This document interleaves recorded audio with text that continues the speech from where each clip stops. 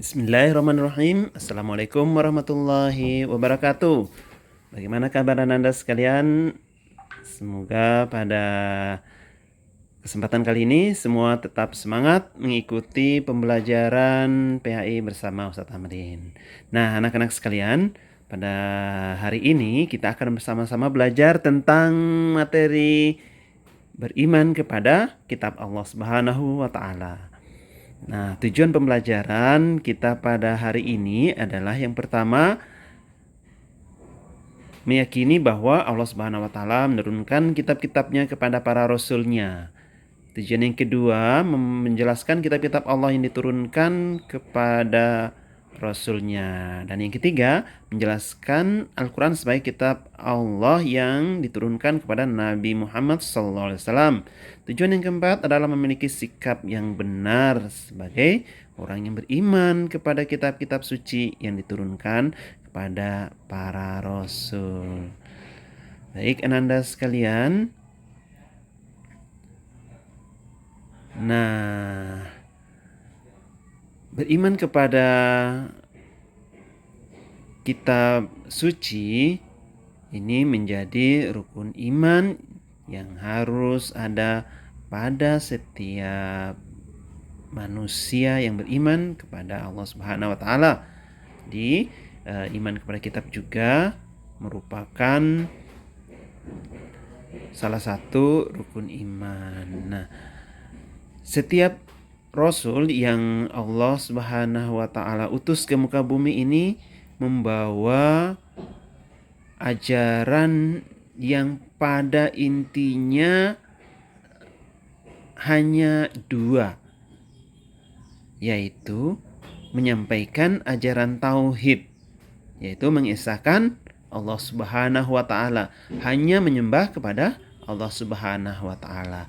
Dan yang kedua, menyampaikan hukum atau aturan hidup, bagaimana tata cara berhubungan dengan Allah Subhanahu wa taala, berhubungan sesama manusia dan dengan alam. Nah, di dalam Al-Qur'an surat Al-Baqarah Allah Subhanahu wa taala berfirman, "Walladzina yu'minuna bima unzila ilaika wa ma unzila min qablik wa bil akhirati hum yuqinun." Dan mereka yang beriman kepada kitab Al-Qur'an yang telah diturunkan kepadamu, maksudnya kepada Muhammad ya, dan kitab-kitab yang telah diturunkan sebelummu, maksudnya adalah kitab yang diturunkan sebelum Nabi Muhammad, serta mereka yakin akan adanya akhirat. Nah, anak-anak sekalian, di ayat ini di Quran surat Al-Baqarah ayat 2 ini, anak-anak semua dapat mengetahui bahwa ternyata ada kitab-kitab lain selain Al-Quran, kitab suci Allah Subhanahu wa taala yang diturunkan sebelum turunnya Al-Quran. Nah, anak-anak sekalian, beberapa kitab-kitab Allah yang wajib kita imani, yang pertama Zabur, nah yang diturunkan kepada Nabi Daud. Nah, dalil atau keterangan bahwa ada kitab Zabur ini di dalam Quran surat An-Nisa ayat 163. Wa ataina Dauda Zabura. Nah, ini keterangan bahwa kitab Zabur diturunkan kepada Nabi Daud. Dan yang kedua, kitab Taurat diturunkan kepada Nabi Musa, dan juga Injil kepada Nabi Isa, serta Al-Quran diturunkan kepada Nabi Muhammad Sallallahu Alaihi Wasallam. Nah, anak-anak sekalian, kitab suci Al-Quran ini menjadi kitab suci umat Islam. Arti dari Al-Quran itu sendiri adalah kalam Allah atau firman Allah yang diwahyukan kepada Nabi Muhammad SAW, mengandung mukjizat sampai kepada kita dengan cara mutawatir, dan membacanya adalah ibadah. Nah, anak-anak sekalian, ini adalah arti dari kitab Al-Quran. Nah, dari arti ini ada apa sih sebenarnya hakikat dari Al-Quran itu? Baik, perhatikan. Nah, hakikat Al-Quran itu yang pertama, dia sebagai kalamullah atau firmannya Allah. Jadi Al-Quran itu semua isinya adalah kalamullah atau firmannya Allah Subhanahu wa taala. Jadi bukan perkataannya siapapun, bukan perkataannya Nabi Muhammad, bukan perkataannya malaikat atau siapapun, tetapi berisi firman Allah, perkataannya Allah Subhanahu wa taala. Yang kedua, hakikat dari Al-Quran itu sendiri dia adalah mukjizat. Apa sih mukjizat itu? Mukjizat itu adalah perkara luar biasa yang diberikan kepada nabi dan rasul. Jadi setiap nabi dan rasul diberikan kelebihan oleh Allah. Nah, Al-Quran ini adalah salah satu mukjizat yang diberikan kepada Nabi Muhammad sallallahu alaihi wasallam.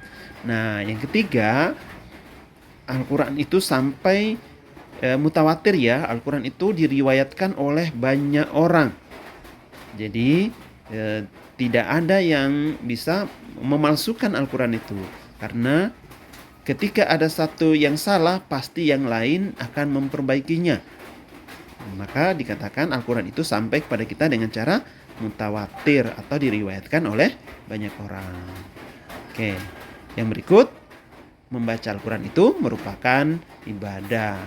Nah, anak-anak sekalian, dari hakikat Al-Quran yang keempat ini, membaca Al-Quran merupakan ibadah, maka jangan bosan-bosan membaca Al-Quran, karena setiap huruf yang kalian baca akan berpahala di sisi Allah Subhanahu wa taala.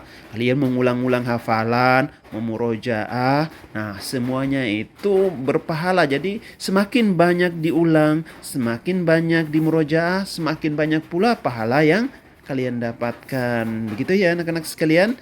Jangan bosan-bosan untuk memurojaah. Ya. Nah, dengan adanya Al-Quran ini